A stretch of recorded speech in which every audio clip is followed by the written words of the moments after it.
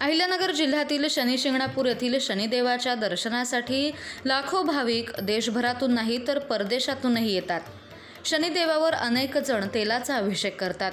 इथं पूजा अर्चाही केली जाते। त्यातच मंदिर ट्रस्टनं एक मोठा निर्णय घेतला।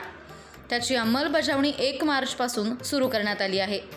शनिशिंगणापूर येथील शनिदेवाच्या शिळेवर ब्रँडेड तेलाचा अभिषेक केला जावा असा तो निर्णय होता। या निर्णयाला भाविकांकडून स्वागत करण्यात आलंय। 1 मार्चपासून शनिशिंगणापूर मध्ये शनिदेवावर ब्रँडेड तेलाचा अभिषेक केला जातोय।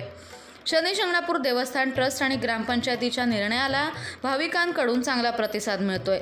भविष्यात शनिदेवाच्या शिळेची झीज होऊ नये म्हणून शनिशिंगणापूर देवस्थान ट्रस्ट आणि ग्रामपंचायतनं हा निर्णय घेतला आहे।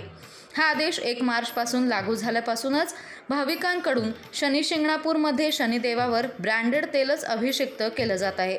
मंदिराच्या ट्रस्टींनी याविषयीची अधिक माहिती दिली। शनिशिंगणापूर येथे शनिदेवाच्या मूर्तीवर तेल अभिषेक करण्याची परंपरा आहे। भेसळयुक्त तेलानं अभिषेक होत असलेल्या शनिदेवाची स्वयंभू मूर्ती खराब होत असल्याचं ग्रामस्थ आणि देवस्थान ट्रस्टचं म्हणणं आहे।